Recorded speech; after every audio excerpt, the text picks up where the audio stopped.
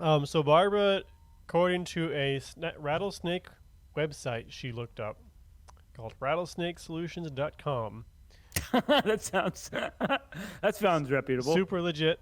According to them though, it's confirmation bias. You hear the myth and you see a snake that doesn't rattle loud, so then it becomes true. Okay. Um, All it's right. Well, I'll stop saying that then. it's apparently loud rattle or quiet rattling is not that uncommon. Hmm. Well, I can't tell people that anymore then. And Well, you can, but you for all the shouldn't. dozens of people I've told that, I apologize for giving you false information. The more we know. The more we know.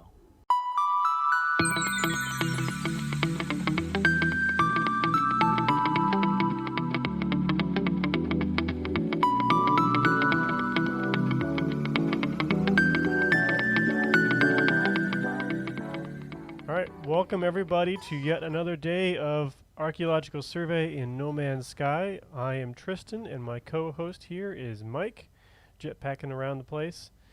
And we are here in No Man's Sky again looking for player activity, signs of player activity.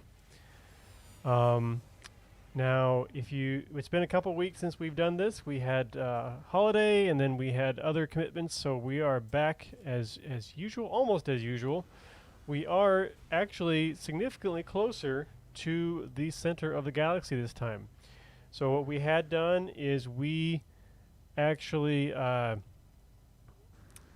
calculated how much longer it would take us to get to the center of the galaxy at the rate we were going, and we decided we were going to make a big jump and periodically make bigger jumps. So I've actually moved us in almost 150,000 light years, and so Cheater. we are going to we are going to start doing our regular survey from this point on.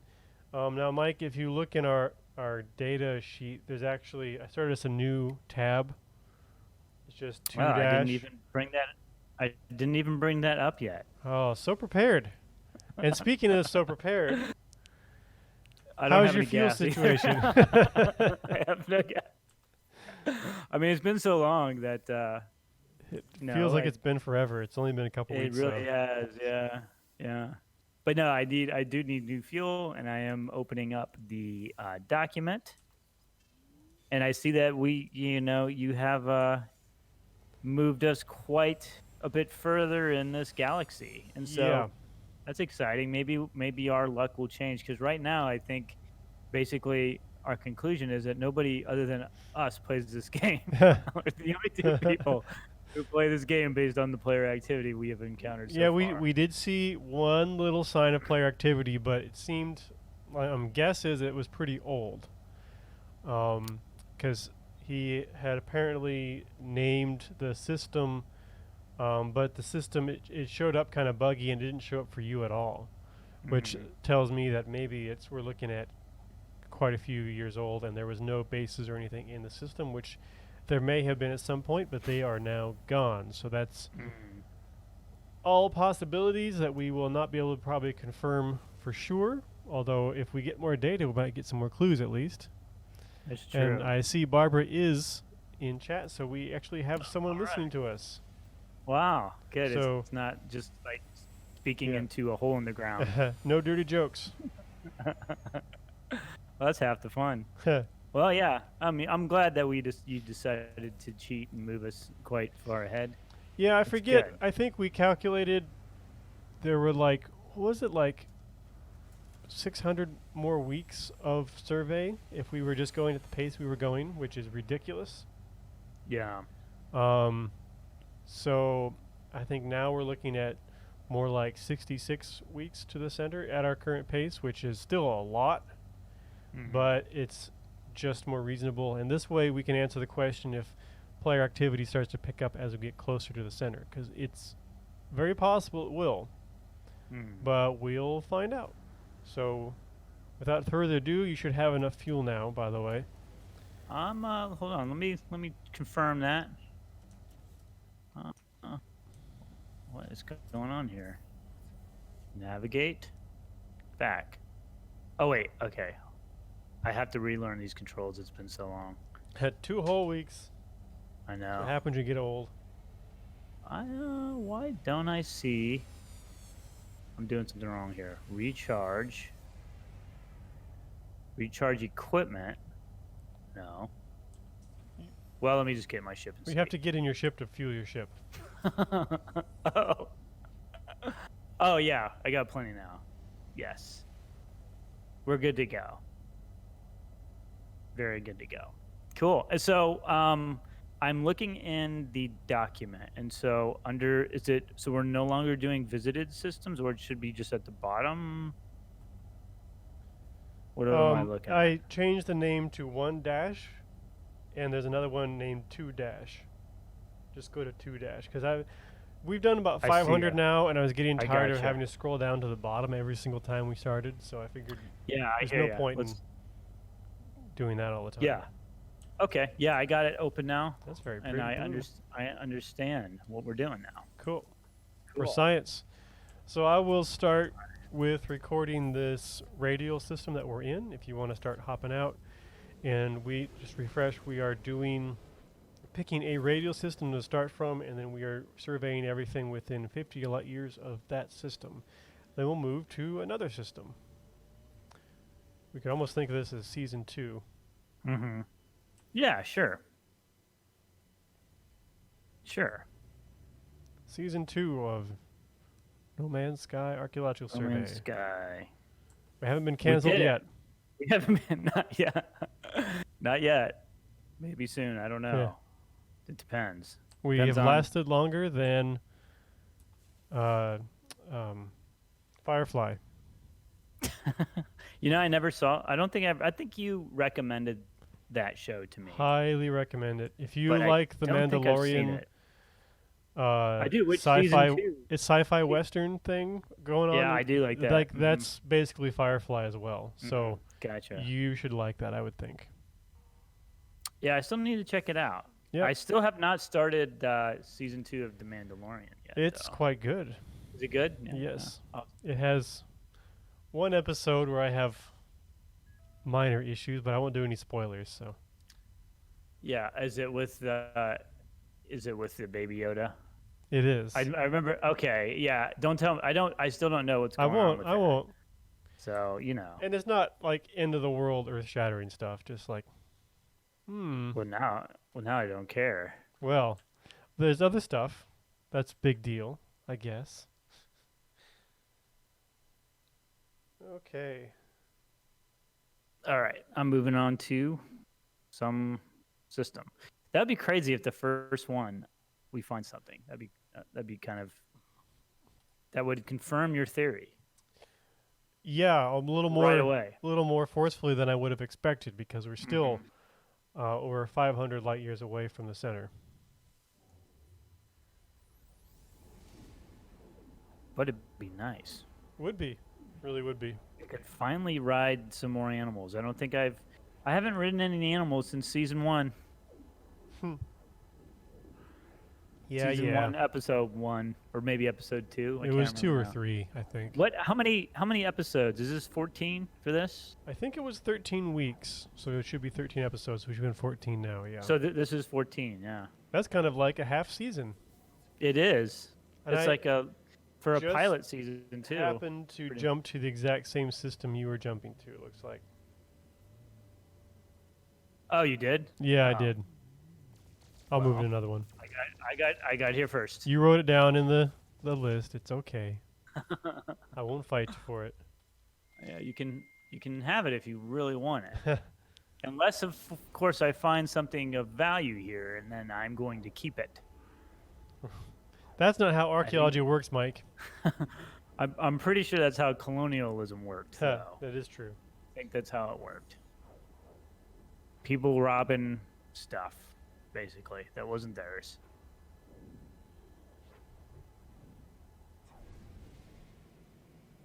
All right. Well, you'll be happy to know that you didn't miss out on anything here yet. Still data, though. It is. I'm pretty sure you're thinking of Star Trek. The Next Generation. No. Not that data. I always liked. Who was your favorite Star Trek character? Like Ooh. out of all of them, out of all of them. Oh, that's actually kind of hard. I grew up pretty much on the Next Generation. Yeah, same here. Um, I mean, it would be a hard pick. Maybe Worf, Worf was pretty cool. especially when you include the development he did in Deep Space Nine. I guess he had a See, lot more I character never. development. Oh, so Worf was in Deep Space Nine. Yeah, yeah. Do Really? you remember O'Brien from that game? That O'Brien. Which one was he O'Brien? usually ran the transporters and things. Vaguely remember It's a that very character. minor role in that original one, but he's like a major important character in Deep Space Nine, and he's actually really Huh. cool. So there's another one for you to watch. Yeah. And you tell me I I should haven't do seen my. anything. Well, it's kind of You're giving biased me though, right? grief. Because I'm the one that picks the That's names of the true. ships. So I pick things that I've seen. So that's why I seem so smart, or maybe not. Maybe maybe I don't. Actually, I sound like I don't know what I'm talking about half the time, and that's because I don't know what I'm talking about half the time. So Sounds like life. that's true. Hey, you don't need to know everything to get an A in civics class. You just have to look at the person who's smart sitting next to you and see what they write down and just copy that. For all you kids listening out there. Yes. Don't Academic cheat. honesty is not something we support. No, it No. definitely is. Yeah. Plagiarizing is always bad. Don't plagiarize. Don't forget to put your initials under the recorder section Don't put on Put the your data ini- sheet. put your initials on the You- quarter sheet. You can put my initials under there if you want. Watch. Stop spying on me. That's a problem with shared documents. I know.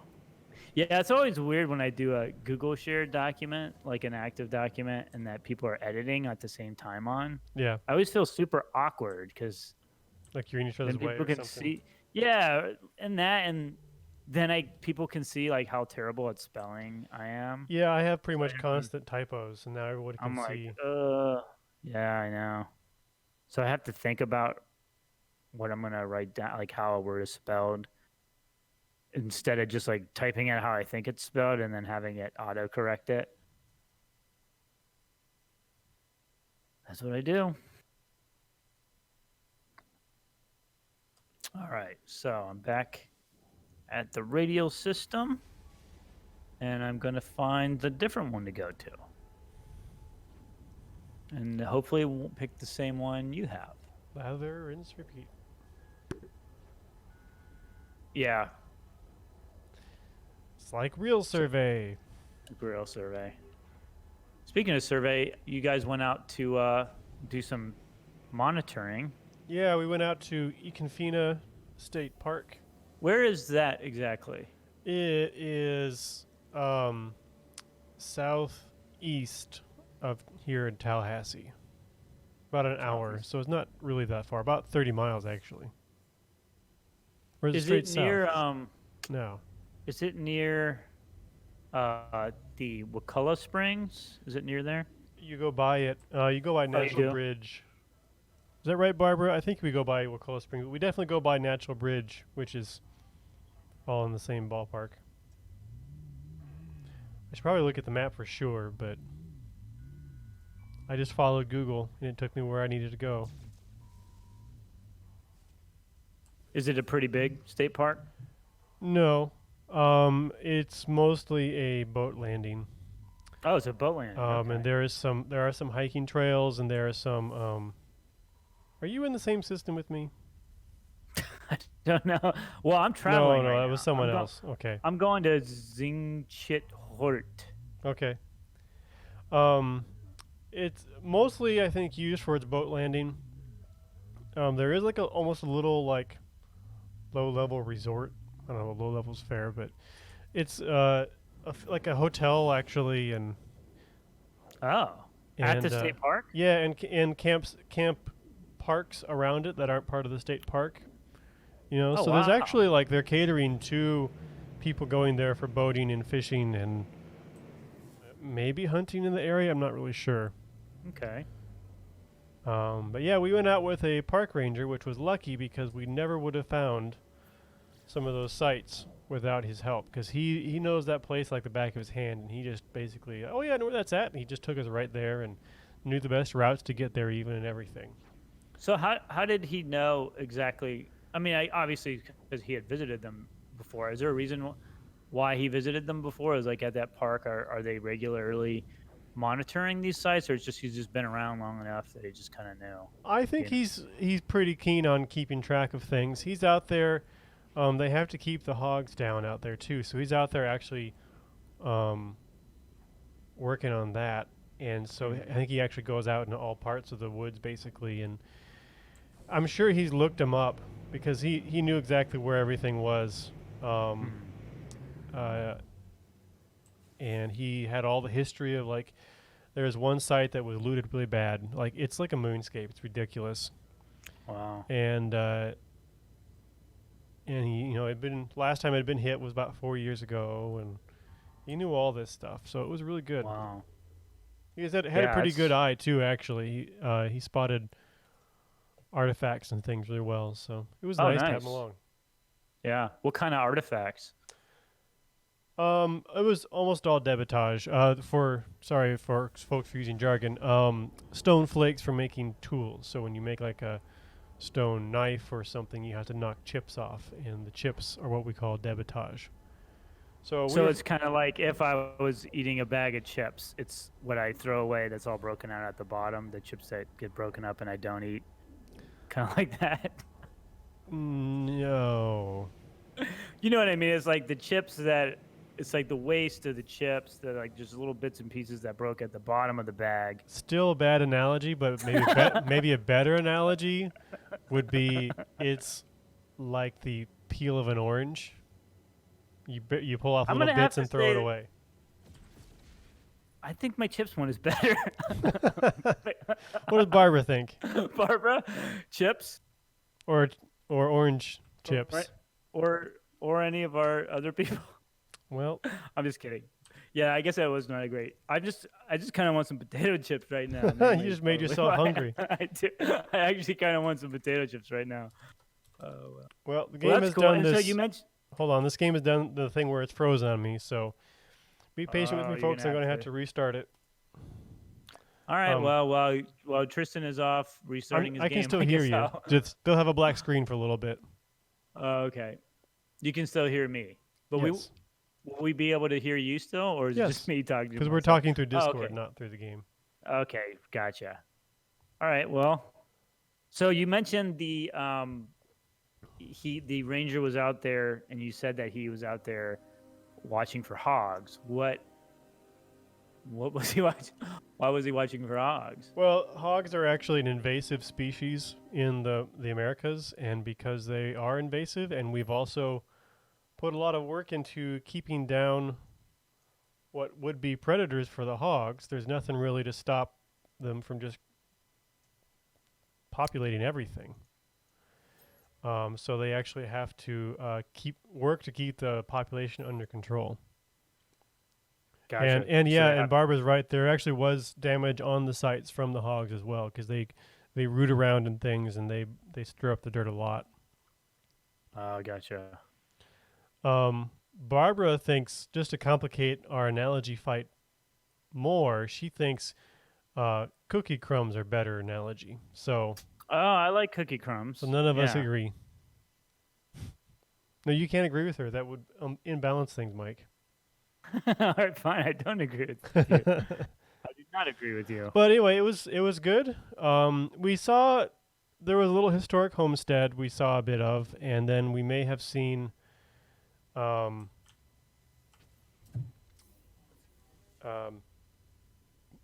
maybe a couple cores, and there were some mounds as well, which are don't know the exact purpose. really? People tend to just say burial mounds, but they weren't necessarily burial mounds, but they're Gotcha. definitely human-made mounds. Have they been investigating? I mean, obviously, you said they've kind of been looted, have they done any archaeological investigations of them that you know Um, of? Barbara was looking at the reports a little more closely than I was, but there was definitely some, like in 1902 or something like that, which means they basically took a track hoe and just destroyed the whole thing, looking for the pretty stuff because they had no concept at the time of every little stone chip is important clues to the past, that kind of thing. Mm-hmm. Um, so yes and no, I think would be the proper answer there. Okay. Yeah, Barbara said that's right. It's mostly like 1902 stuff. Oh wow. Yeah. Well, that's good. I'm glad you guys got to get out in the field. At least you got good weather, right? It was chilly, but pretty comfortable with the proper, you know, cold weather gear kind of stuff. Mm-hmm. But better than Sweltering you know, heat. yeah, like better than 900 degrees out and 100% humidity. It was too chilly for the rattlesnakes, which was good because she and I were Oh, out nice. there Yeah. a couple weeks before that just to scout things out, and it was a lot warmer. And I definitely almost stepped on a pygmy rattlesnake. Oh So no. Yeah. See, we almost died. I think last time mentioned when we went out and did some monitoring, I almost stepped on a cottonmouth. yeah, yeah. And this little thing, it was rattling, but I could barely hear it. Really? So You know, I had heard, and I don't know if this is true, so I probably shouldn't say it, but I'm going to say it I know what you're anyways. gonna say.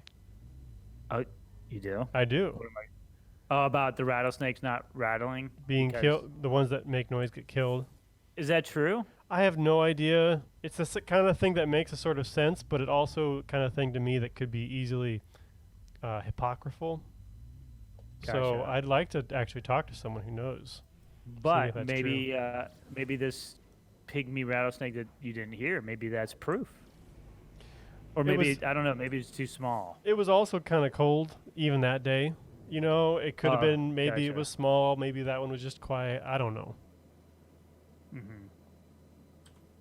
Yeah. I think that's something a lot of us have heard, and we're just like, I haven't Hmm. actually heard from someone who was like an I expert in actually this stuff. I actually know it. I know a guy You know, who guy? is. I know a guy who knows a guy who knows a girl who knows. Barbara said she'll Google it for us, and then we'll know for sure no matter what the experts say. When in doubt, Google it. Google it, watch a 5-minute YouTube video, you'll know more than the snake experts. It's true. That's how I feel about most subjects, actually. Especially the most complicated ones. Hmm. Yeah, like vaccinations and stuff like that. Right, and gravity, that kind of thing. I think the last time I really had to research something like that, like something that I just literally have and still have no clue about, was remember the whole thing with hydrochloroquine? Remember Yeah, that? I remember having to Google a lot of stuff just because there was so many things out there with just people who didn't know what they were talking about, right, so putting much stuff out there about misinformation. it. Oh yeah, that it's like having to read scientific papers and stuff. Yeah, because there was no real information out yet. It was all just Right. out of the blue. This is a good thing. It's like, is it though? Yeah. Turns out, nope. No. At That's best, why it you does don't. nothing. At worst, it's Yeah. not good. Right. And that's why you don't hear about it anymore. Yeah. Yeah. Oh well, that wouldn't stop people, I'm sure. But Sure. Yeah.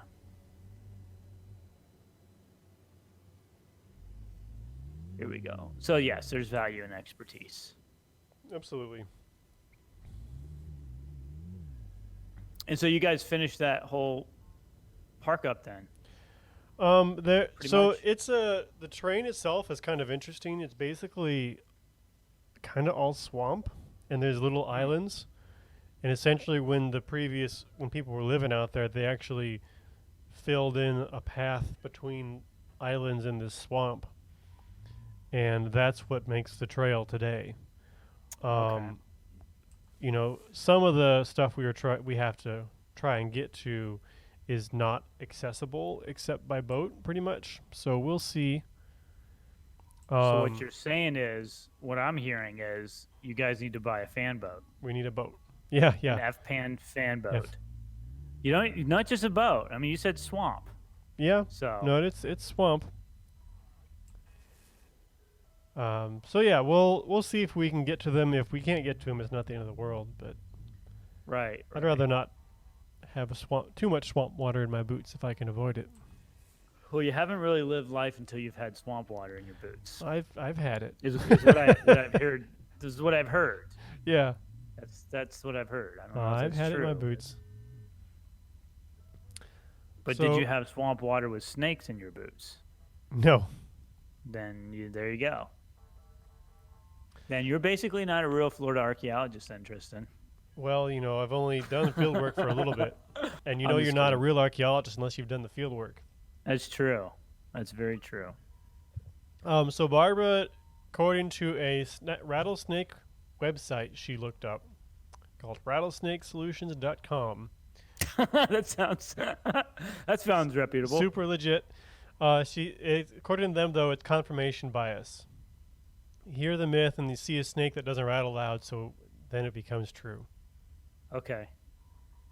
All All right. Well, I'll stop saying that then. It's apparently loud rattle or quiet rattling is not that uncommon. Hmm. And if they're under a lot of stress, like in a city or something, I guess they tend to not be as noisy, which makes a sort of sense. If you're under threat all the time, you could potentially be just attracting attention rather than being quiet about it. Oh, Well, I can't tell people that anymore then. And well, you for can, but for you all the shouldn't. dozens of people I've told that, I apologize for giving you false information. The more we know. The more we know. PBS. Or no, NBC. I think that's who used to Was do it? that. Yeah, the more you know. Remember that? Wasn't that a GI Joe thing? I don't remember. Oh, that was. I think it was both. I think Hmm. it definitely was a GI Joe thing, but I think like NBC used to have like educational little commercials sometimes. Yeah, remember And how it had the rainbow and it said the more you know or something like that. Is remember that how they're right? all worried the cartoons weren't educational enough, so they just tack something on at the end, like Right. that Yeah. made a difference. Uh-huh. Yeah. It Um, was. Yeah. I used to really like a show called Mask when I was a kid. I think I. What was that about? I think I remember that one. It was about the good guys had and the bad guys both had masks that had powers, and they would I think one shot of course, there was laser beams from the mask. There's also one it would shoot daggers or something. It's been a long time, but I remember at the end of one of them, the robot is also a little motorcycle thing for the kid. And the kid's like, well, just go around the railroad crossing. And the robot's like, oh no. And then gives a whole lecture about why you don't do that. And oh goodness. Oh yeah. I remember it though, I guess. So it must have worked. Yeah, I guess so. You didn't die, right? Right. So I'm looking in this system, and it looks like that a lot of them are outside our. Yeah, we may have a 15 sparse one. That's yeah, okay. I'm thinking. We have some that are heavier, some that are less. And that's. Yeah, I don't see any more that I can get to with my drive. Oh wait, no, I visited that. I'm just warping to one right now. Okay, well Um, I'll keep looking around for a minute, but Sure. I'm not seeing any. You Oh wait, sure? wait. I think I found one. Maybe yours is the last one though, and I can move us, and we'll be nice and efficient. That might be it. Because I just found one, and I'm going to it right now. Hopefully you haven't been to this one yet.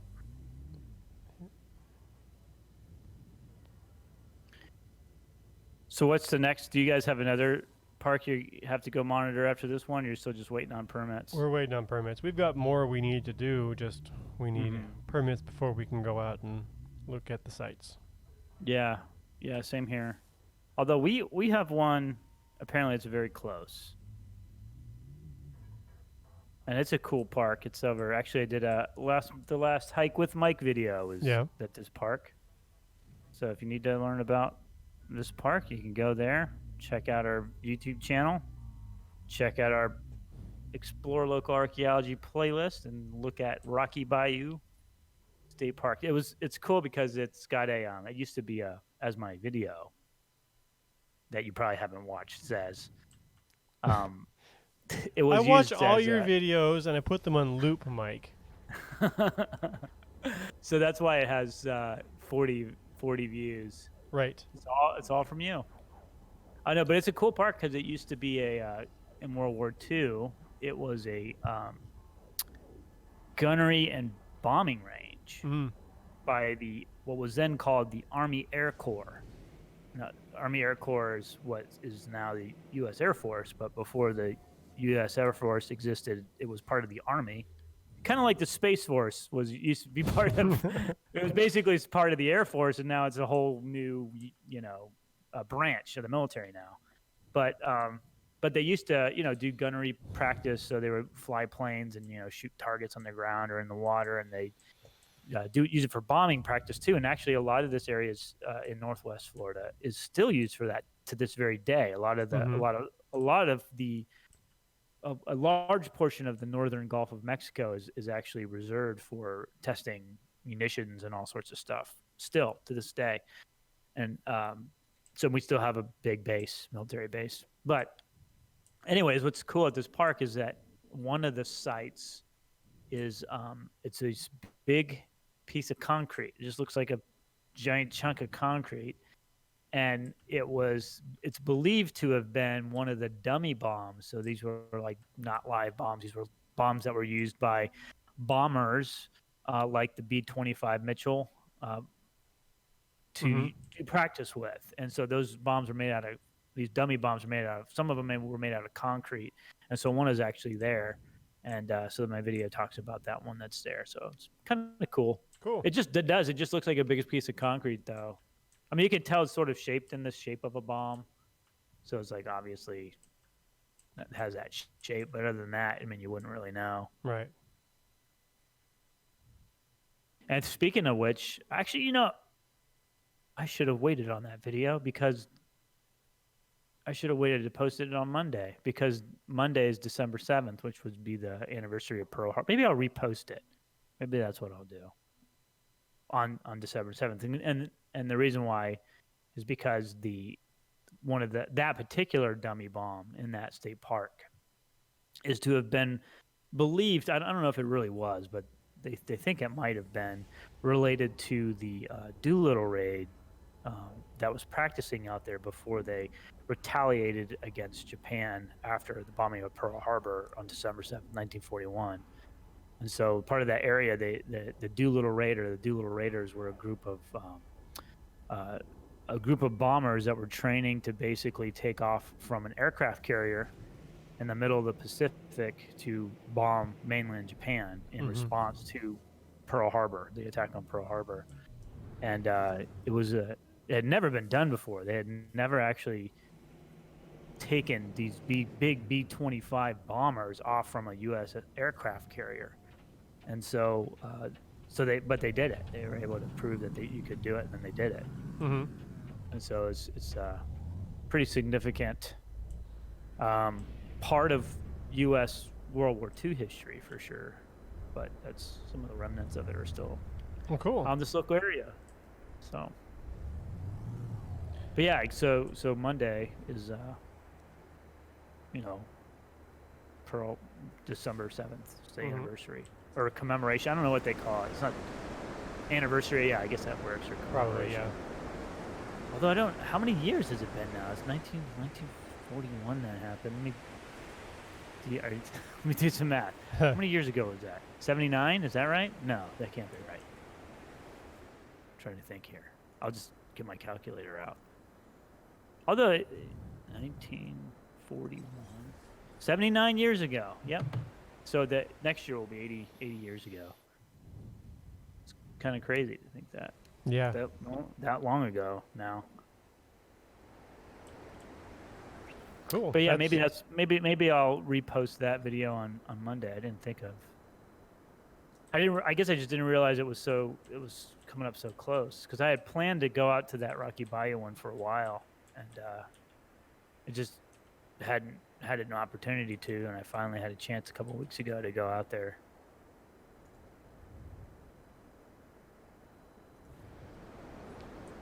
Okay, I have moved us to a new radio system. Alrighty.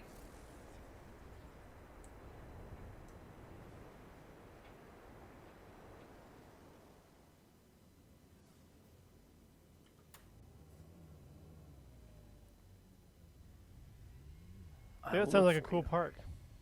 It is, yeah. It's heavily used. I mean, it's got a lot of camping going on there, and it was a pretty busy. It was pretty busy. That's one mistake I made was I usually try to go if I'm going to go out and do videos or whatever at state parks. I try to go out early in the morning because usually early in the morning nobody's there. It's just me, and I have kind of for the most part, you know, I might run into one or two people, but it's kind of rare. But this time I went out and it was like a weekend, and it was like I got out there at like 11, and man, it was just packed. And there's a lot of like RVing out there, so it's a pretty popular camp spot for RVs. And but luckily, like I think by the time I got on the trail, I think it was around lunchtime, and you know, I think people were just kind of eating lunch or whatever. I only ran into a few people actually along the trail, but it's a pretty busy park. But it's pretty. It's a bayou out there. Yeah, it's nice. So if you're ever in Northwest Florida and you need to check out a cool park, go on a hike with Mike. Or you can just go on our YouTube channel and go on a video tour of it. Yeah, I'm kicking myself about the waiting till December 7th. Should have waited. How many views have you got now? You know, not that many. So I mean, maybe it would be good. That's why I'm thinking I should just repost it again. You could always just add it to the description and then post it again on like social media. That's a good idea. Yeah. You know, one thing I've noticed though, we don't get a lot of traffic from our Facebook account to our YouTube videos. Usually, I feel like we used to get a lot more when we would post them like a lot more views. Anyways, when we'd post them directly in the Facebook as opposed to posting the link. So maybe I could just post the actual video there. I don't know. See if that make a difference. It could, but I don't know. Yeah. How that stuff works and what gets popular and what doesn't is a mystery to me a lot of the time. Yeah, I wish I knew too. Crack the algorithm. Something with an algorithm. That's whatever that is. It's math, basically math. Something with math. But yeah, I'll have to repost that one Monday. Maybe after this I'll schedule that, so I won't have to worry about it. But then of course we have our Archaeology arcade on Monday too. Yeah, if we've done Archaeology Arcade, we missed a couple of weeks with this one. We kept up with Archaeology Arcade pretty well. And we've got another one coming up next Monday. Yeah, it may be the final one for the Nancy Drew's Secret of the Scarlet Hand. We might actually solve the mystery and finish the game. Yep. It's possible. Everybody hold on to your seats. Right. You never know. It sounded like there was maybe a couple more when we talked to Asker last time, though. Rachel was saying, yeah. We'll see. Yeah, we'll see. Maybe we'll do a 2-hour special.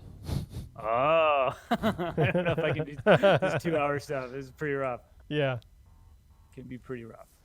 Fun, but rough. And I just did something silly. I shouldn't have done. Oops. You what? Which system are we at? We're leaving from Elachor. Did you plant the? Yes, Elachor is the one you want. I don't see. Did you plant a station? Yes, there's a base there. Seems like in the past you had to go to the system to be able to see the base. So just try heading there, or heading towards me in general, and I'll be jumping back and forth. Yeah, I see where you're at. I'm close, but I scanned a system that was not what I should have done. Oh wait, Oh, I think Bachelor. Oh, you spelled it wrong, Tristan. yeah, I I did. got you. You spelled it wrong. I'm calling you out. You got me.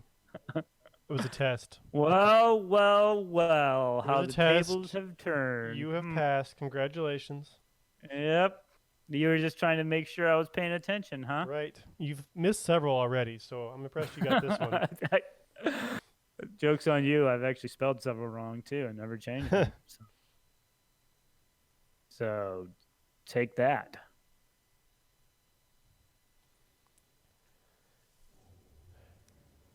Well, I was going to ask about if you'd read any cool archaeology articles in the news You were lately. going to? You had I second thoughts mean, about that? yeah, because now I'm like, well, I don't know if we'd really prepared for this. I do have a couple actually. Oh, you do? Yeah. Okay. One of them is really cool. Um, Let me pull it up so I can reference it real quick, but make sure I'm telling you right. Um, it's titled something like "Texans You Should Know," and it's a pretty darn cool story about a uh, a African American cowboy who discovered the Folsom site, which, if you don't know, is actually a really well known archaeological site. It's actually Folsom Point. It's all named after the discovery of this site. And so basically, George McJunkin, if I'm saying that right, was born I think that's right. Yeah. born actually, interestingly, in Leon County, Texas, Oh, not in really? Leon County, Florida, Oh, where I'm at. okay. Okay. I But was gonna say, well, that'd be pretty cool. he was born into slavery, and then when after the Civil War he was freed and actually made a pretty good name for himself as a cowboy and as a rancher and a horse handler and all these things. Um, and also very cool because, like, he's with where he's starting from and the racism he's facing and everything, and the fact that he's a rancher, which you don't think of it as necessarily being as that well educated individuals. He actually apparently traded writing lessons with kids for reading lessons, and got himself literate essentially, and was actually kind of a naturalist. Like, he would collect minerals and bones, and was always fascinated with things. And so actually what happened was the town of Folsom, um, is it Texas? I would need to I check to think make it's in New sure. Mexico. Is it? I Is think it I think Texas or this New Mexico? happened in New Mexico. I think he was just from Texas originally. Okay. Okay. Um, yeah, New Mexico Colorado border. Basically, the town was hit by a flash flood that wiped it out. And so he went out the next day to survey the damage and came across some bones that because he was interested and fascinated in all this stuff, he knew they were not normal. They were way too big. They weren't regular cow or bison bones. And essentially, he spent the rest of his life trying to get someone to listen to him about it. Um, and it wasn't until after he died that they went out and looked at it and found that the bones were actually from the last ice age. They were the Wow. megafauna animals from the last ice age.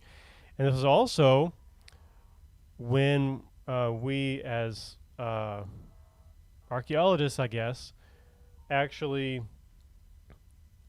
figured out, or acknowledged at least, that Native American peoples were here in the Americas for last 13 to 15,000 years. Before that, they were saying that they've only been around for 3 to 4,000 years, which was completely a guess. And as we've kind of talked about before with some of the ancient alien stuff and that kind of thing, it was a fundamentally racist idea because basically they were saying they haven't been around here that long, so what we do to them and taking their land is justified. So it was a really important find and really important discovery. And this cowboy is the one who found it and spread the word and got word out about it, which is just really cool, I think. So yeah, Yeah, it's awesome. it's in I mean, I'd heard the name before, but I didn't know like yeah. the full extent of the story. Apparently, there's a biography, so if you want to check it out, you can. Otherwise, the article I'm referencing is actually in Texas Monthly. Cool. So yeah, that's one I was really enjoyed reading that one. Yeah. Well, cheers to George. Yep.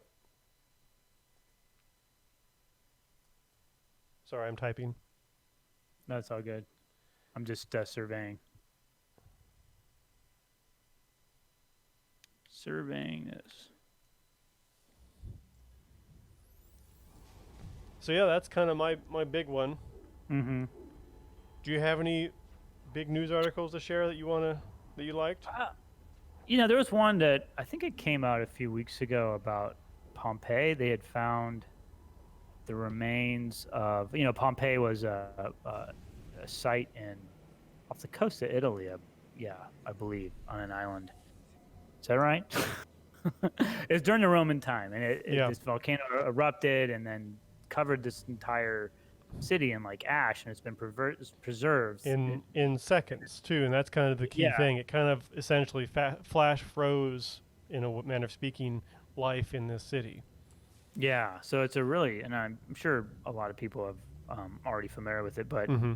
I guess a couple of weeks ago they were saying that they found the remains, which they had actually found a number of human remains, and I guess basically these people were like, they died from asphyxiation or just because they were through the heat and died and covered in ash, and they're able to actually find where these ashes, these people, the human remains were at, and they're able to like fill the kind of almost like create like almost like a mold of the person's body, Mm-hmm. and they're able to fill those with plaster to make like a cast of what's on the inside.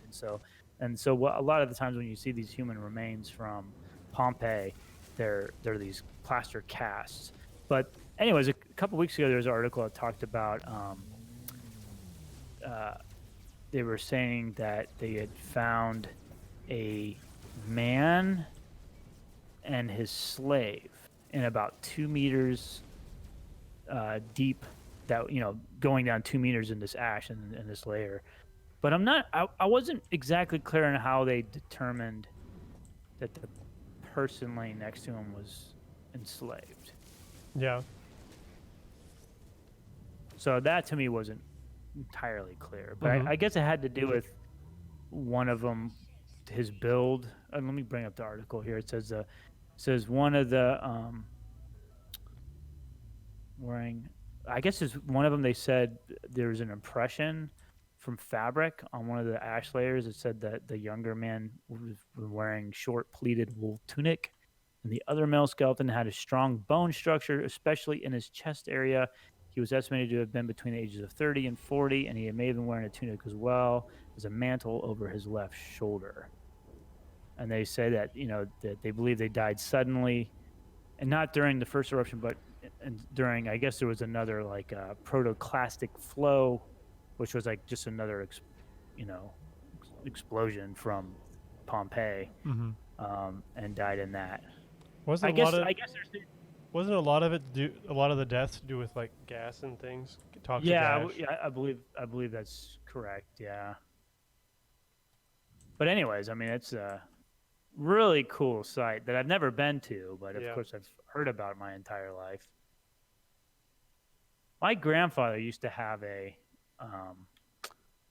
Roman lamp that I'm sure they got, and the story was that he got it through his aunt who had visited Pompeii in like the 40s and bought it from like a tourist shop. So like super unethical now, Sketch. and probably Yeah. back then. But that's what I was always told, that the little oil lamp was from Pompeii. Mhm. Although I don't know if that's true. Right. They Could might have been, could have been they might have scammed. just bought it off. Right, exactly. The funny probably thing is, were. I'd prefer it was that Oh yeah. I prefer they get scammed. They were scammed, but Right. often that Yeah. wasn't what was going on, of course. Right. Yeah. I'm sure back then, you know, and even now, I'm sure. Obviously, now you can still, unfortunately, find a lot of uh, stuff that artifacts that were looted from sites, well-known sites. Who was telling? I think my dad told me the story of a friend who went to, I think to like Chile or something, and they were walking through these old houses, viewing them, and someone, like his friend was like, "Oh, this marble counter is just beautiful," and they kind of gush about how beautiful it was, and the tour guide, according to the story, said, "Oh, you like it, huh?" and takes out a hammer and whacks off a piece and gives it to him. Oh my goodness. Yeah, yeah, that's not good No. procedure, folks.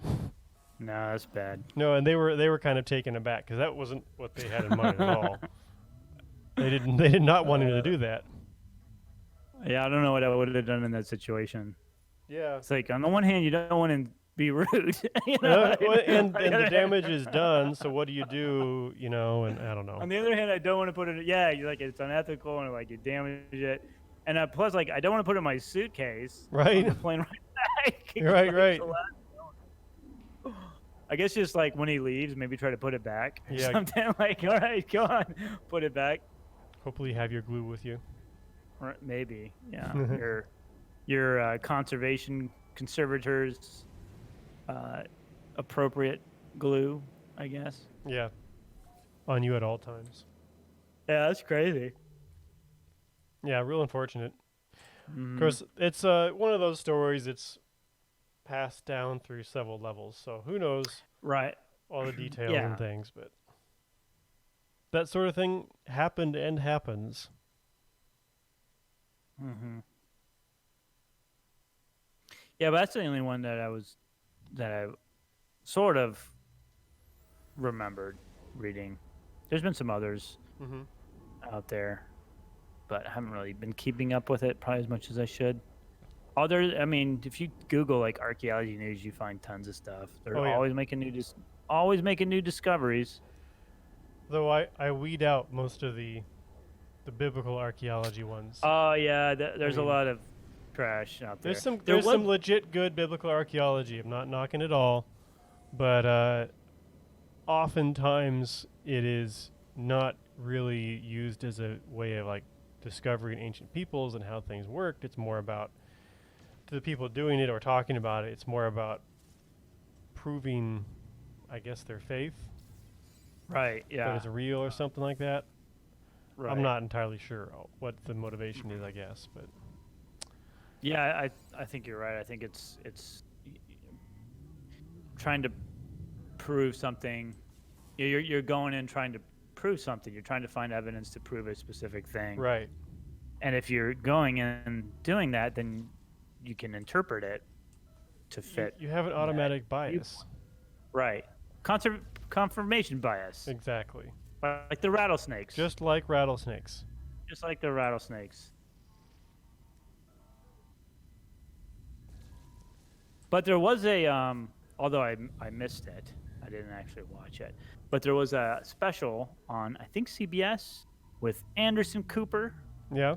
and they did a special on the Clotilda, which Clotilda was the last slave ship that came into the United States and brought enslaved people from the continent of Africa Mm-hmm. to the United States, and it's a real famous account because there was a whole court case and basically it was on a bet, like these guys that lived in Alabama, from what I recall, like one of them made a bet with the other is the story that's told that he could, you know, bring enslaved people, because at that time, but I think this was I believe it was right before the Civil War. Let me get that right. Let me look it up real quick to get the date. But basically, I believe it was right before the Civil War, and but even though it was emancipation, so after the Civil War ended, then slavery as a practice was illegal in the Mm-hmm. United States. But even before that happened, the importations of enslaved people to the United States was illegal, dating to 1808 in the United States. So when they were Okay. doing this, whether it was during or before or after the Civil War, it was already illegal. But anyways, the ship that brought these individuals to Alabama. Okay, it was in what 1860 is when this happened. So yeah, 5 years before the end of the Civil War and 1 year before the start of the Civil War. And to kind of hide this illegal act that this this group of men, were involved in, the ship was taken up the river and then burned to the waterline to kind of hide the evidence of what happened. And so, for a number of years, no one ever really knew the location of the wreck. But several years ago, or I guess a couple, maybe 1 or 2 years ago, I guess now, a journalist thought he had found the remains of what he said was the Clotilda, and so he Mm-hmm. actually contacted the University of West Florida in Pensacola because we have a underwater archaeology program there, and he wanted some of the shipwreck archaeologists to come out and check it out. And so they did. They went and took a look, and they said, well, it could be, but we need to do more investigation before we can say yes or no. And then the guy wrote the article, and he basically said, like, yes, this is it. Mm-hmm. We found it. Yeah. And he sort of kind of misquoted the archaeology, or he did. He misquoted Yeah. some of the archaeologists, I believe, or just didn't give the full context of some of the quotes. So, so then after that, a private archaeology firm came out and took a look, and after they were able to kind of get a better look at the ship, because the UWF archaeologists, weren't able to really get a good look at it because they didn't have like the permits to do it yet. So they were very limited on the information they had. But it turns out that the wreck that this journalist initially thought was probably the Clotilda was not. Mm-hmm. But the good thing that came out of that was that there was kind of this resurgence of a renewed sort of interest in this particular wreck site and that story of Clotilda, because a lot of the descendants of these people who were brought over on the Clotilda actually still live in that area in Mobile. What's the name of the town? There's a whole community, Africa Town, I believe is the name of that community, but they're still there. And anyways, but there was this kind of renewed interest in trying to find it, and eventually, after doing some more surveys in that area, they did find the actual wreck. And so they had a special on CBS with Anderson Cooper that I know they actually shot this, I think earlier this year. I believe it was like early this year when they actually did when Anderson Cooper came down. So this was, I believe it was before COVID really hit. Mm-hmm. But anyways, if you go check that out, it talks all about that story and what it means to the community and sort of some of the plans that they kind of envision for preserving it. Because now they're going to actually spend the state of Alabama is going to they're spending $1 million to try to preserve it, what's left of it. Okay. And so, You know what their plan is at all? I'm not exactly sure. So the state of Alabama, it's called the Alabama Historical Commission. It's basically their SHPO. That's what their SHPO is called. The SHPO is the State Historic Preservation Office, and so they're the ones that are. I guess it's located in an area where the Army Corps of Engineers had, is under their jurisdiction, I guess. But I guess now through some court actions, it's now officially like Alabama Historical Commission is taking the lead and is in charge of it. Okay. And so I know they're doing some phase 3 preservation efforts. I don't know if they're planning on doing like a full I guess they're going to do like a full excavation, but I'm not sure if they're going to. I know there was, the last I had heard when I several months ago, is they were talking about maybe not raising it, but having a museum dedicated to it in that area and trying to promote that community more. Uh-huh. So I think that's as far as I know it's gone. But I guess they're doing some more archaeological work on the actual shipwreck. Barbara said in the chat that the Africa Town Museum was actually destroyed by a hurricane. Oh no! So maybe they're going to rebuild some of that. Yeah. That would be nice. Yeah, but it's made a. I'm sure people are familiar with it now because it's, National Geographic covered it, and obviously like Anderson Cooper's covered it now. So it's gotten a lot of attention, and it's just a fascinating story, and also the fact that even in 1860 they're still like, even though it had been illegal for almost 60 years at that point, people obviously were still doing it, Right. which is just a kind of terrible legacy. On a It's bet. kind of, we still live on a bet of all Let's things. destroy lives on a bet.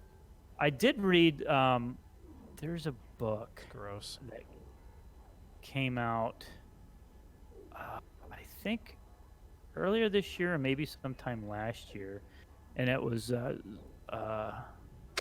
trying to I'll have to look up the name of it. But anyways, one of the individuals who had actually been Cujo was, I think Cujo was his name. He was one of the individuals that was kidnapped and abducted and then forced into slavery and then brought over on this ship. And he actually lived, and in the early 1900s, like 1930s, I think, he actually did some oral histories with Zora Nelson. What's her name? Zora Neil Hurston. Neil Hurston. Yes, he did some interviews with her. So she actually did some oral histories with him and recorded his story. And I guess it was like a manuscript for years that never got published, and then it was finally published as a book. I want to say within the last 1 or 2 years. Yeah, it's been a few years. I haven't read it, but I know Barbara did, and she was very excited about it. Yeah, I didn't. I got it as a book on tape, so I listened to it. I didn't read. I hear read that's really good because the voice actors are pretty stellar for that. As I Oh understand yeah, it. it was phenomenal. Yeah, it was really. And I know there's a number of other books out there about it, but that's just the one I'm familiar with. But it's just an incredibly sad story, but also a remarkable story of this community who's still very much, living and thriving and honoring their ancestors to this very day. Mm-hmm. Okay. Well, we're sitting at 3 o'clock. Do you want to take a break? Yeah, let's take a break. All right. We'll be away for 10 minutes or so. In the meantime, I will leave you all with some of our videos.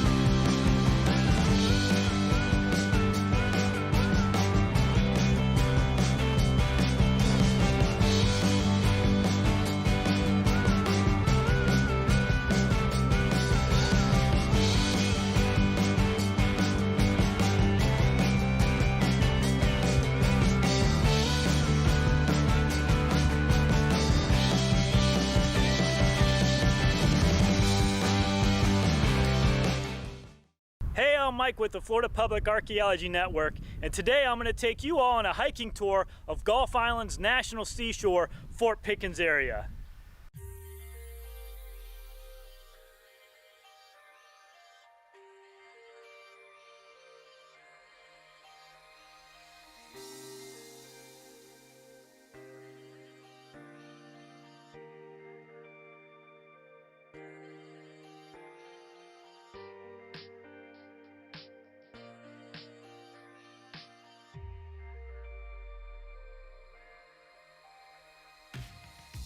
There are a number of different historical features here at Fort Pickens area, but probably what it's most known for is a fortification behind me called Fort Pickens. Now, Fort Pickens was constructed in the year 1834. It was actually made by very skilled craftsmen and masons who also happened to be enslaved African-American men. This fortification was built by people who were enslaved, who did not have equal rights with the rest of the citizens who it was supposed to actually protect. Pickens was involved during the American Civil War. In 1861, Florida became the third state to secede from the Union. And the central issue of the Civil War was indeed slavery. When Florida seceded in 1861, the Confederate forces right away took control of the Navy Yard and federal installations on the mainland. However, Fort Pickens remained under control of federal forces. In fact, Fort Pickens never fell to the Confederate States. It always remained in the control of the Union or the federal government. But Fort Pickens became a beacon of freedom for many enslaved people who lived in southern states, because they knew if they could get to Fort Pickens that it offered them opportunities at freedom. When the war ended in 1865, a group of soldiers who were protecting Fort Pickens were the 25th Colored Infantry. This was a group of all African American soldiers, many of whom had formerly been enslaved. Now, these men not only found their freedom through fighting for it for themselves by helping the Union to win, but they were one of the last units to help protect this fort. Now, there are a number of different areas to go hiking and bicycling in this area, but by far my most favorite is part of what's called the Florida National Scenic Trail. The Florida National Scenic Trail is one of only a handful of congressionally designated trails across the entire United States. The Florida Trail starts here and then runs for 1,300 miles all the way down to South Florida into the Florida Everglades. In 2016, archaeologists with the University of West Florida and the National Park Service conducted a metal detecting survey to see if they could locate the remains of a federal encampment called Camp Brown. Camp Brown was constructed about a mile outside of Fort Pickens in order to house reinforcements, federal soldiers that had been sent to reinforce Fort Pickens. The Confederates wanted to destroy Camp Brown and any of the batteries that the federal soldiers were constructed around Fort Pickens. This became known as the Battle of Santa Rosa Island, and ultimately the Confederates were successful at destroying Camp Brown. In fact, they set fire to it and burned the whole thing down. And when archaeologists conducted their survey, they actually found evidence of Camp Brown being burned. One of the really important plants here that we have on this particular barrier island is the one behind me. This is called a sea oat, and most people are probably really familiar with it and probably have seen it before. If you've ever visited Gulf Island's National Seashore, all along the beaches we have large mounds of sand. These are called sand dunes, and they're actually really important for barrier islands, not only for the ecosystem, but also helping to protect the mainland from when we get things like hurricanes and tropical storms. The winds and the storm surge really smash against the barrier island before they hit the mainland. And so the barrier island can act as a buffer anytime we have major storm activity here in this area.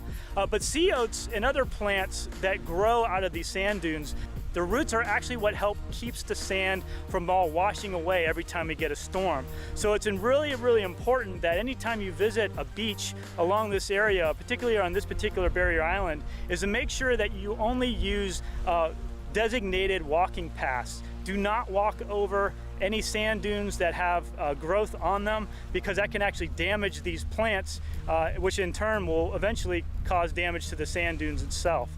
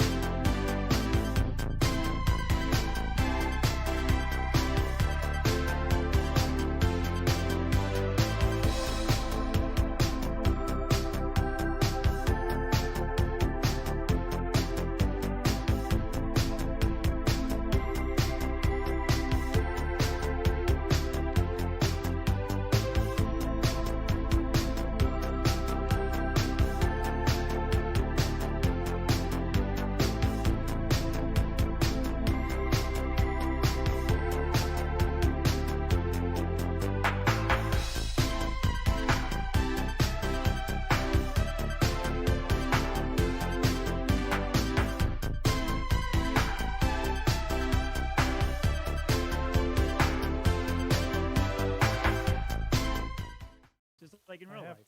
Oh, not grabbing? I do. Oh, of course. Don't use the banana.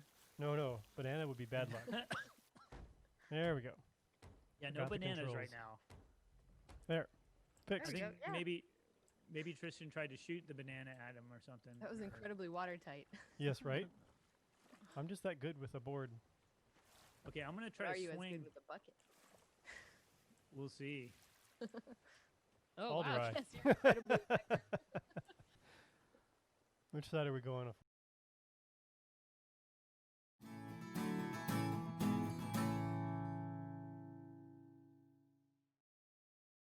Every summer, the University of West Florida holds field schools where we take undergraduate students and graduate students out into the field and we teach them archaeological principles, theories, methods, ethics, laws. And this year we have taken students away from Pensacola to Jackson County in Mariana.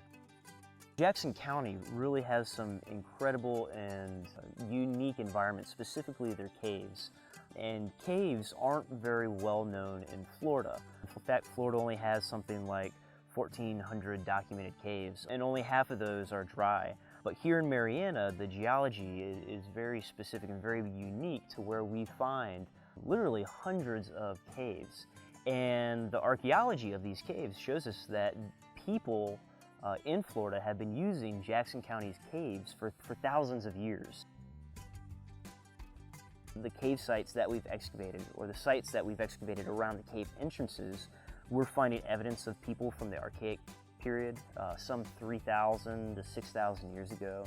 We're finding evidence of people through their pottery of woodland period people or cultures, which is right after that, and then also Mississippian peoples. People used caves in prehistory to mine resources. We think that people were using Florida's caves for ceremonial purposes. In fact, here in Jackson County, there was just discovered a few years back Florida's first and only cave art. We know that through the archaeological evidences that people were using Florida's caves for things like shelter. Several of the caves that we've surveyed here in Jackson County have shown us evidences of that. In historic times, caves were used pretty much for the same reasons. Here in Jackson County, there are some phenomenal sites on private property. A lot of that entails meeting with landowners or landholders, meeting with city officials or county officials to gain access to their sites.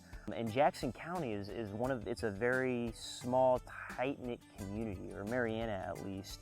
And we wouldn't be where we are today, and I wouldn't have the research that I have now without the people offering to show me their collections or offering to show me their land.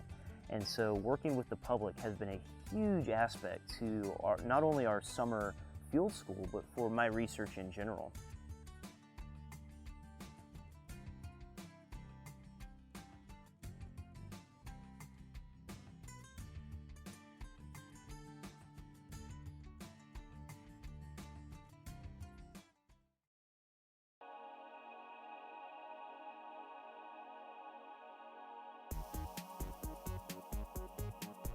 Hey, I'm Mike with the Florida Public Archaeology Network, and I'm inside our Public Archaeology Lab here at our Coordinating Center in downtown Pensacola. And I'm here to reveal the identity of the artifact we posted on our Facebook page for our series called What Is It Wednesday? Now, if you guessed that the artifact was a rock called a gunflint, then you would be absolutely 100% correct. This is a gunflint. So these flints were used on a type of firearm called the flintlock. They were used from the 17th century all the way through to the 19th century. The way it would work is these flints were inserted into a firing mechanism called the gun lock. And basically what would happen is they would cock the firearm, and then when they pulled the trigger, this would be released, moving forward and striking a piece of steel, which would cause spark, which would then ignite the black powder inside the barrel of the firearm, propelling the projectile out of the barrel. If you want to learn more about different colonial artifacts, including colonial firearms, then this is a great book to do that.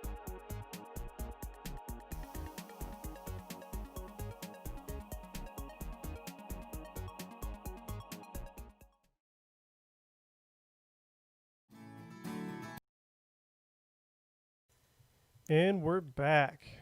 After a much needed break, we're fresh and ready to get back to science. Well, I wouldn't say fresh, Huh. but yes. And so I think it's time to reveal the name of my ship. Oh yes, so I can not guess it correctly. If you get this correctly, I will be very impressed. You weren't impressed with the last Starfighter one? Come on. Well, I feel like you should have known that one. No, you didn't. That was no, that was pretty impressive. So I will be impressed for only the second time. Only the second time. Only the second time. Okay, so the name of my ship. So, for those who don't know, every episode I rename my spacecraft after a some type of spacecraft from a sci-fi movie or a game or comic or whatever TV show. And so far, it's mainly been movies and television. Is mostly what I've been naming it after. But so basically, the idea is I reveal the name of my ship, and then Tristan or anybody else can try to guess and see if they can get correctly which movie or sci-fi fictional. Which I almost never do, so I always count on other people Googling it for us. Exactly. Or knowing. Actually comes from. So Barbara's got her Google fired up, apparently. Well, I feel like this will be a little bit harder even to Google, unless you just know it. But I might be wrong. The name of my ship for this one is Caduceus. Caduceus. Caduceus. Caduceus. Nope. No idea on my end. Well, I can't say I'm surprised, Tristan. Nope. No, I would have been really surprised. This one's a little bit hard. Well, it's a lot harder. But I will give a hint since it's obvious that it's a little bit harder. The hint I'll give, the first one, is that this is indeed from a movie. It's from a sci-fi movie. So that's your first hint. Uh-huh.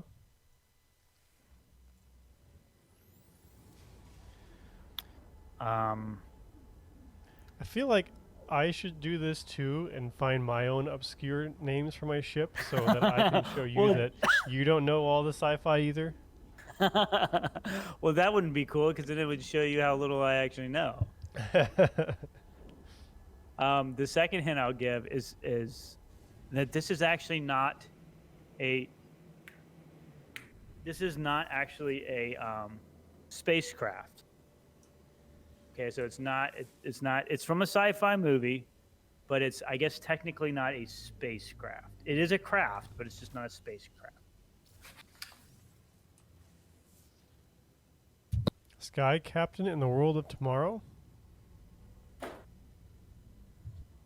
That's not what I picked, but no, that's not the one that I'm thinking of anyways. But is that really a name of a ship in another sci-fi thing? I don't know. It's what Barbara threw out, and I was getting ready to take credit for it. But Oh, okay. No, that's incorrect. Although I that's kind of cool that it's named after another one. is it, or is she just? I wonder if she's going by your description, maybe. Oh, okay. Okay, so I'll give you another hint that you might actually get it if I give you this hint. So like I said, it's from a sci-fi movie.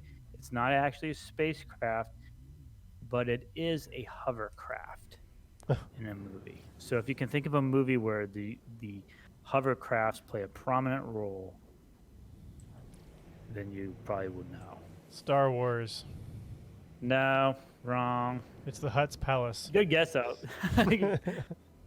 It's a good guess. And then, okay, so I actually didn't pull the Twitch up yet. So, do we have any other guesses before I reveal it? This is a hard Nope. one. I really had to search for this. You stumped our entire Twitch chat. Oh man, this is a good one. Then I knew it.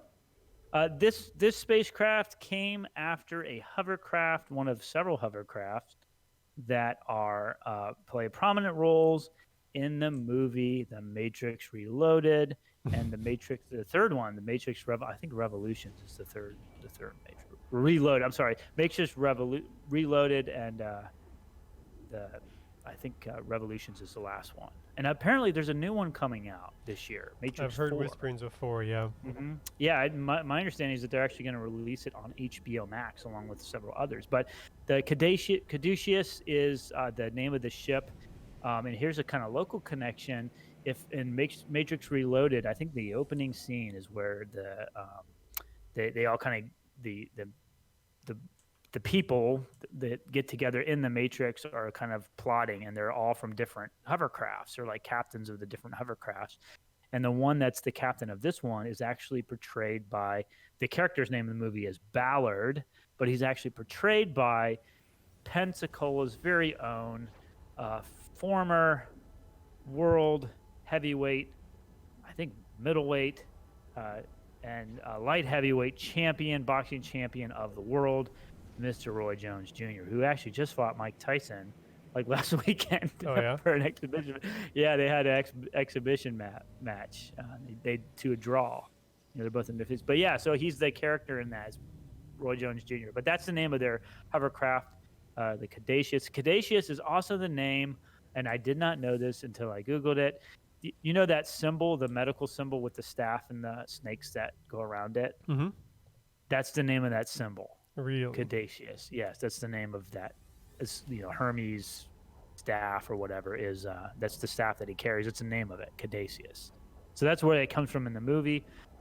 There is a cool kind of archaeology connection. There's a ship called Caduceus that was a sailing bark that was built in 1857. And that it actually brought over, one of the things that it was known for was actually bringing over prisoners to Australia. And so I guess that's kind of the thing that it did. But apparently this ship in the 1880s got caught in a storm, and it wrecked. It says the Chesterfield. So that's kind of cool. Okay, cool. And now it's being talked about on an archaeological Twitch stream. So now it's got double the load. Yeah.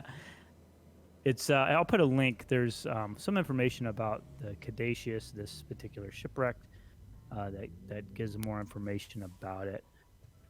I'll put up there. But yeah, so I had to really search for like, well, what's the connection to an archaeology, and that's what came up. I was like, okay, cool. And it actually wrecked, so that's kind of neat. But yeah, so yeah, I'm interested to see how. I was a big fan of the first Matrix film. I really, when it first came out, I remember watching it in the movie theater, and I thought, man, this is one of the coolest movies because it brought back kung fu to the movie theaters. Mm-hmm. And I wasn't such a big fan of the. I think that's kind of where everyone's at. Yeah.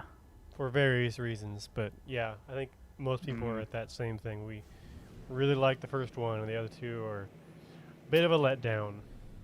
Yeah. For a while, I was working hard to convince myself, but it didn't last. Mm-hmm. Yeah, I just wasn't. But maybe, who knows? Maybe Matrix 4 will be good. Of course, I would assume that Keanu Reeves is back. I hope Lawrence Fishburne is. He's an excellent actor. Jada Pinkett Smith was also in. She wasn't in the first one, but she was in the sequels, the Revolutions and Reloaded. And maybe Roy Jones will come back. Although I think maybe he died. I know he fought. Depends on when it's set, right? That's true. That's true. Yeah, they could make it earlier. Maybe, I don't know.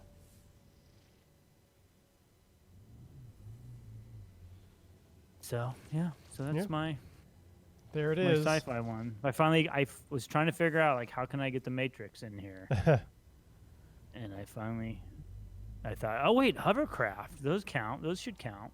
You think so, huh? I feel like that's cheating a little bit to name your spaceship after a hovercraft. Well, I mean, the deal was it was from a sci-fi. Uh-huh. So it's you know. Sure enough. And I feel like, I mean, these things, they float, they live underground. Like, if you can do that, why can't you go to space with it? Yeah, because that's the same thing. You know, like, I feel like it would totally work in space. Don't Maybe try we'll this at find home, out. folks. We are archaeologists, not astrophysicists or rocket scientists or any of that Sure. stuff. But maybe we'll find out in Matrix 4. Maybe they'll go to space. Yeah, that's what every show seems to do when it's time to jump the shark. Go to space. Yeah. Where we take him next? I don't know. Let's take Freddy to space. Take him to space. You know, you can always do that. Yeah, it looks like I'm reading some more about. Oh, yeah, Jada Pinkett Smith will return. Keanu Reeves returns. It doesn't, and so will Carrie Ann Moss, who played Trinity. I don't see Lawrence Fishburne's name though, which I feel like, how could they do that? How could they? What the hell? I mean, he was, you know, other than Keanu Reeves, like he made that movie. Yeah. Was he Morpheus? He was I don't- Morpheus, okay. yeah. And apparently they hide their. Didn't he this die? Is interesting. I feel like he died. Did he die? Maybe he died. He probably died and came back or something. That's how it seems to always go. I know in It's the been a while first since one, I've like, seen them. did he die? I Does don't- anybody know? Did Morpheus? Did he die? I have to look and see. I'm It's looking been now. so long. I haven't seen those. No, forever. it's been a real long time. I was kind of like, well, should I do this movie? Should I do this one? Because I haven't seen this movie in a long time.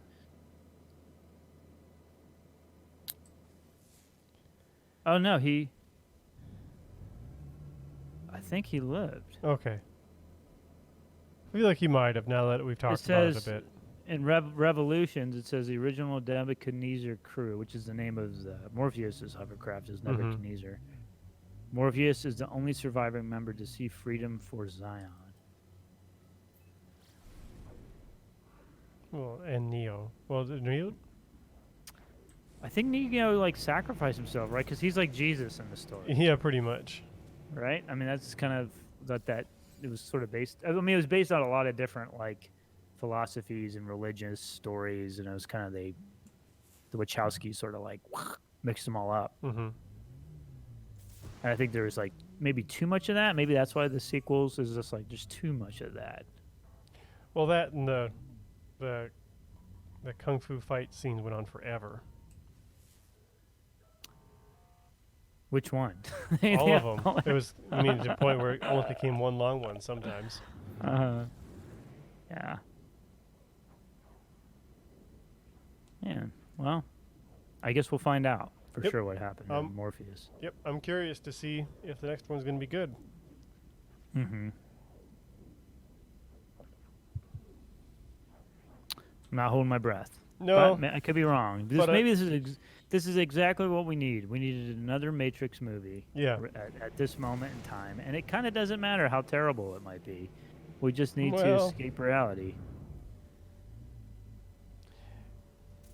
Right? Maybe. I'll keep an eye on it because I'm just curious. But it seems to me like the way these things go, like you said, we shouldn't hold our breath. No. Unfortunately. Unfortunate. All right, I'm looking up systems, and it looks like you've been busy. Been busy. Still plenty there, I think, though. I'm looking. Oh, this might be one. This one's oh, you already did that. All right. Well, so far, this jump has not paid off yet. Nope.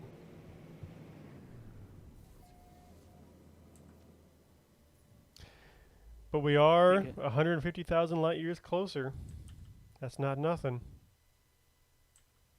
That was like How long did it take you to do all that jumping? it was like about an hour and a half of travel straight. It was a lot of Wow. jumping.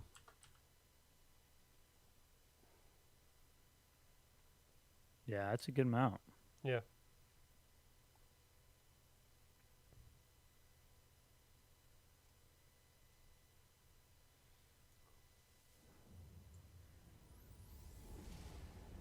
Well, I'm going on to the next one. Okay.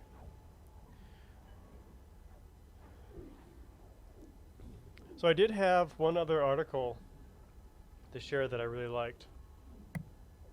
As far as like really deep content, it's not great, but it's a lot of fun. It's from Atlas Obscura, and it's titled "Why Archaeologists Are Brewing Ancient Beers." And archaeologists and beer. That's something that goes together. yes, Oh. and we went to the same system again. Yes. Looks like it. Yep, I just got here. So, I got pirates. No, it was me. Oh, well, you're a pirate. All right. Well, I'll leave this system to you. How about that? Okay, I did write it down this time. Hey, Sorry. I thought that was a pirate. easy mistake to make. You really, your ship looked like a pirate to me. All right, I'll go.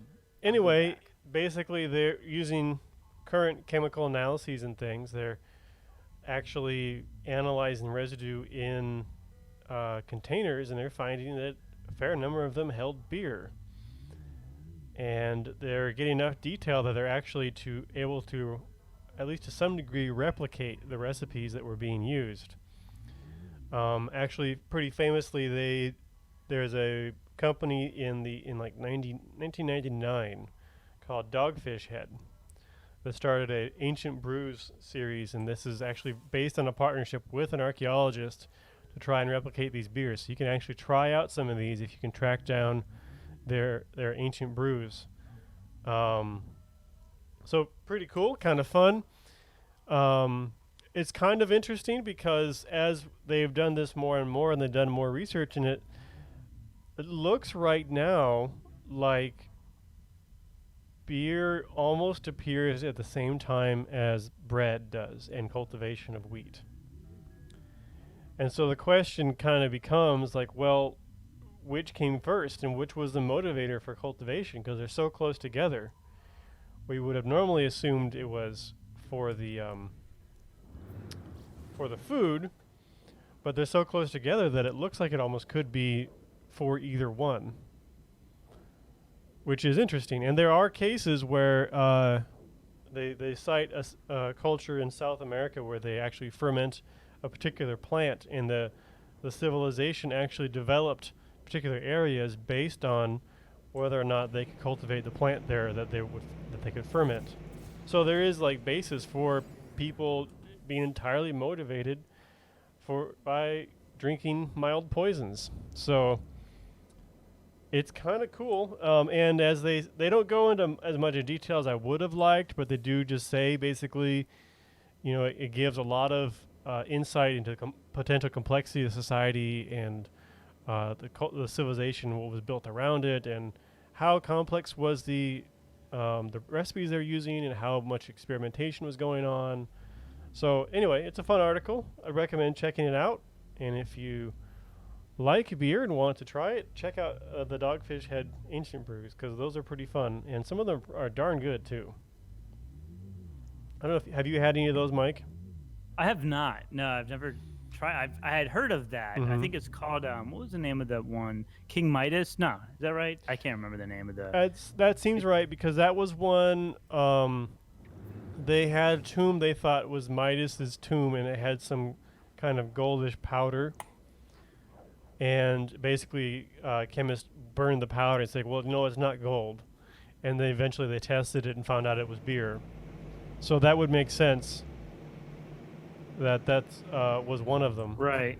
Yeah, and I think they had done. I mean, they had, like you said, I know they had done like a whole series. Yeah. But I've never actually tried it. I know they had one with mead that I was really interested in trying, but I don't I'd know recommend it. if Oh yeah, there was one. It has beer, mead, wine, several things in it, and it ends up being kind of a sweet beer thing almost, which is also just fascinating. Mm-hmm. Yeah, so I think it can be not super easy to find. It doesn't necessarily show up just in the grocery store, Right, aisle, yeah, so you actually have to actually look for it. maybe a local liquor store can order it for you or something. Right. Well, yeah, yeah. I'd What always kind of wanted fun? to try one of them. And then I know our northeast office did a Zoom talk about the ancient fermentation, and Mhm. evidence of that in archaeology that I think is up on their YouTube channel. I think so. I think we've probably Yeah. shared it on ours too. So either way, you could find it. I think. Yeah.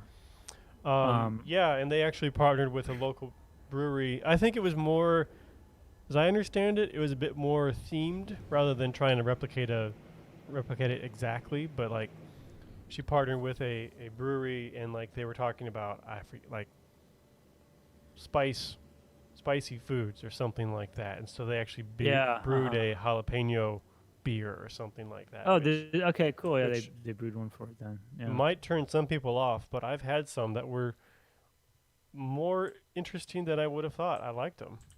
Oh, yeah. Not necessarily one I'd want Yeah. a lot of, but yeah. Uh-huh. Yeah, they did that. Our outreach coordinator in our East Central region, Emma, she does a whole series called Florida Tales and Ales, something like that. Yeah. Yeah, so she always partners with a like a local brewery out in Sanford, and they do. It's not like they don't use the same ingredients as like with the dogfish, where I think they really tried to replicate what was found, like you mentioned, through the chemical analysis of like vases or cups or whatever Right. bottle, whatever they were using, ceramic, to hold the liquid in the beer. But it's more like the same thing, yeah, like you mentioned. It's more like they're using different flavors to kind of highlight different aspects that are connected to the theme of the talk. And so I gave a talk there, I guess last summer, not last summer, two summers ago now.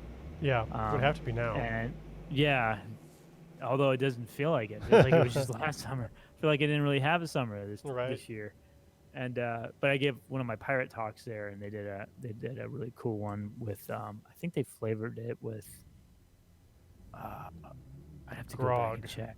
Grog, yeah, it was like rum, like a dark rum or something like that. And it was definitely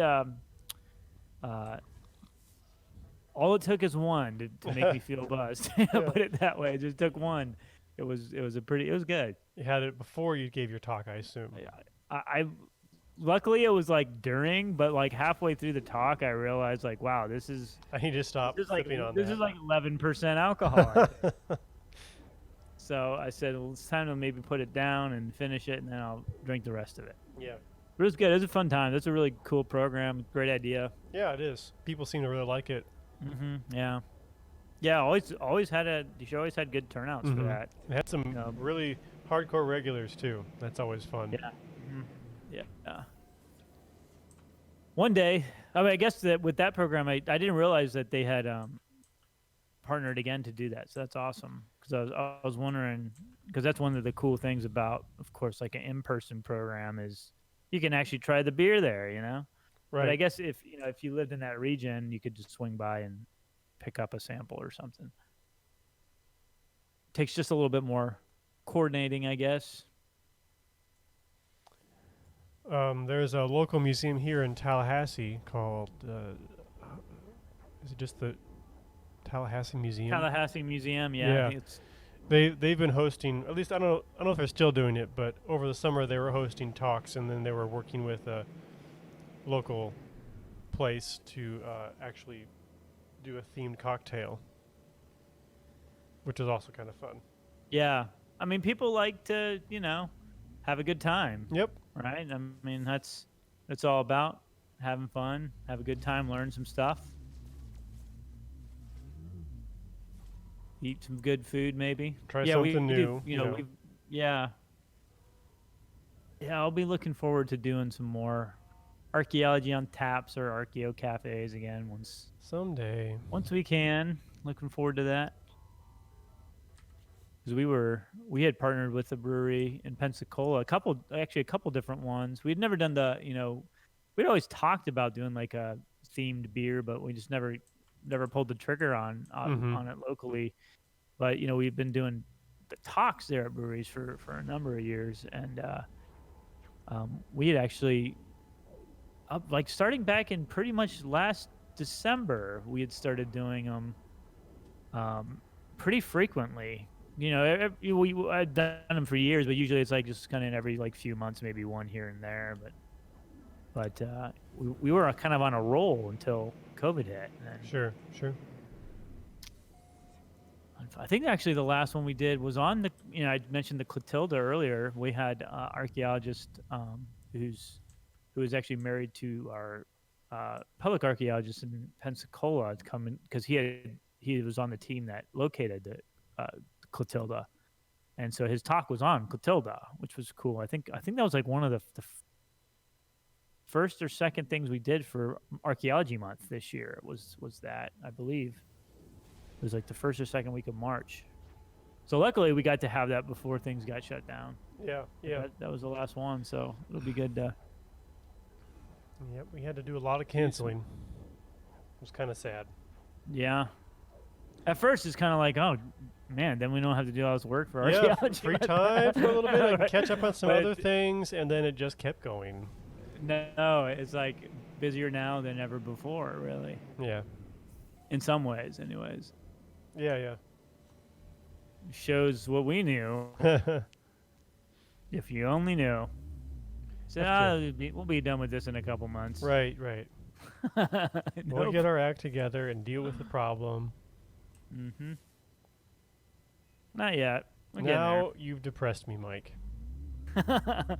Well, the good news is I'm having a very positive feeling about possibly by Archaeology Month, maybe we can do something. I don't know. I guess Maybe. it just kind of depends. I've got a really pretty 3-star system here. Oh, nice. Blue, green, and red, all in one.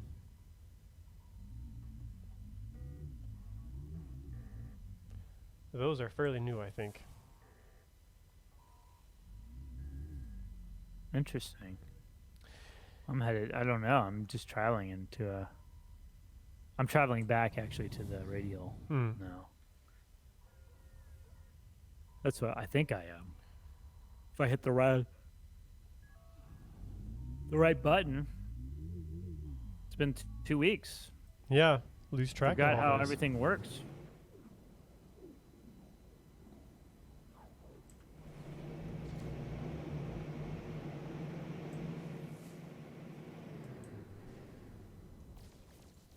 Okay, back to finding another system.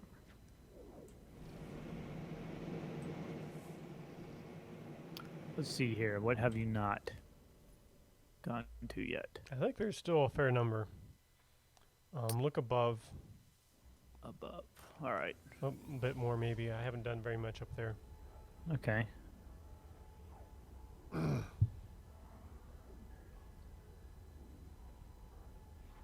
Yeah, I think I found one. Ah, no, I hate it when it kicks me out if I've been sitting there looking too long. Yeah. Sometimes it We does get it started. almost right away, it seems. That's a bummer. 'Cause Yeah. Then I gotta find it again now. Oh man. Come on.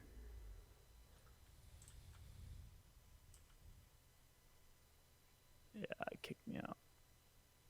Oh wait, there it is. I'm just gonna go to it. Jump. There you go. And I don't think you've been to this one. So, Doesn't look like it. stuff we've got upcoming. Do you have any more Hike with Mike's planned right now? No, not. I mean, yes, theoretically, Mm-hmm. but I don't have I don't know when I'll be able to go out to the site. It's a little bit more difficult these days, but definitely by January I should have another one out. Looking at the probably the Escambia River. I've done a lot of river ones. But Sure, probably sure. that one.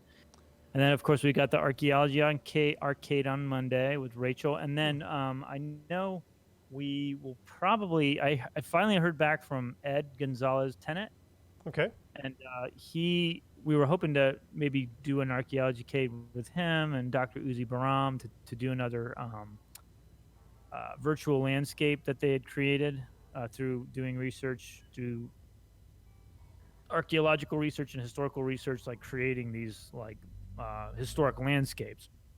And we had Uzi on last month or something like that.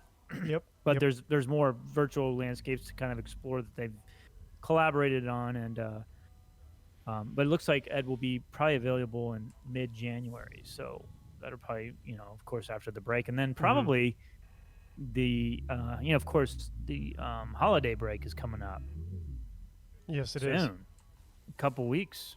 So we've got a couple So- more of these, and we'll be taking probably a couple week break Yeah, before we're back again. maybe that will so. that may be season 2, really, when season 2 starts, is after we take the break or something. Maybe. You I mean, we did hit 20 systems, and we traveled a long distance. That seemed like a good season 2 as well to me. It's true. Yeah. Not like it really matters, I guess. No. But I think we should argue about it. Uh-huh. And then yeah, nothing really planned other than those things. Of course, well, hopefully we'll be doing some more site monitoring stuff. Mm-hmm. I don't know. I think maybe we'll do some stuff at Rocky Bayou. I think we might be able to knock that out if that permit comes through, but I don't expect the Blackwater stuff to start until next year. And that could keep us kind of busy. Yeah. Yeah. So tomorrow, Barbara is actually giving a talk called Heritage at Risk, Climate Change, and Our Cultural Resources at 11 Eastern. So if you want to come and actually hear what Barbara's voice sounds like, you can join us there. We'll want to RSVP. You can just go to our Facebook page at Florida Public Archaeology Network North Central Region, because there are different regions, but we are the North Central one. So just go to the event there. You can find out everything you need. Of course, Nicole is still doing the Zoom into Archaeology. I don't think she did one this week, That's but right. she's starting up again next week. She'll have 2 more of those until the break as well. I've seen them. I forget right now who she has lined up. Do you recall? Yeah, I know. I do. I think one of them is Dr. Jamin Wells, and he's he's a history professor at University of West Florida, and they've got this really cool digital database of archival material from different partnerships that they've done in Northwest Florida with like the Naval Aviation Museum, the Pensacola Lighthouse Museum, Destin History and Fishing Museum, like museums that have related to maritime history or archaeology. And they have actually had students go through and digitize these documents and then put them on this database online that's all searchable. And I think it's called the Gulf Coast Maritime Digital Project or something like that. And so he's going to be talking about that, because I guess the official like kind of unveiling of it is soon, going to happen soon. But although right now you can actually go check that out. That's all online. You can see it now. And then the next one she has lined up, I think, is that FSU professor that's going to talk about something with Tanya Paris. food. Paris. Yeah. Forget the other part of her name. Oh my gosh. Yeah. Starts with an L. Yes. So go to our Facebook page, you'll see it. But yeah, something with Ancient Foodways. ancient foodways. Yeah. She's going to talk I'm not about her favorite recipe, and basically you can actually find the recipe and cook it and eat it along with the talk if you want to, which is kind of fun. And it's cookies. Yeah, that'd be so fun. cookies are good. Oh, you can't be cookie Right. crumbs. Right. Yeah. Archaeology cookie crumbs. It's the perfect metaphor. So yeah, there's a bunch of stuff coming up. I've also finally gotten my hand on a copy of Red Dead Redemption 2, so we're planning to have Mike Prouty, who did Oregon Trail with us, back on Archaeology Arcade, and we're thinking I'd like to hear his thoughts on the trails, because he's one of the country's experts on historic trails, and they touted how amazingly accurate their game was, even to the point where they were animating horse genitalia. So, how good are their trails? Did they put as much effort into that? And where does it make sense? Where would it make a little less sense? I think that could be a lot of fun to talk about Yeah. because he's done Yeah, it'll be fun. That's a good game. a lot too. of trails out west, and that's perfect game for it. So yeah, Mm-hmm. Yeah, I'm looking forward to that one. That'll be good. and we're thinking there's also, I think you mentioned this, there's also a Civil War battlefield in there, and we know a couple, at least a couple Civil War archaeologists that would be fun to have on and talk about the battlefield and the Civil War in general. So that could be a good one too. Yeah, what I remember from that game, it's been probably a couple years since I played it, but the Civil War kind of landscape battle that they have, it's cool because it's showing the remnants of a battle like 10 years or 20 years after, Right. which is kind of neat. So it's not like you're seeing it right after it happened. This is like 20 years later, which is kind of cool. And I haven't gotten to that part in the game yet, but I've seen some video footage of it, and it looks maybe a little more well preserved than I would expect. But I'm curious to see what someone who is an expert in that stuff knows.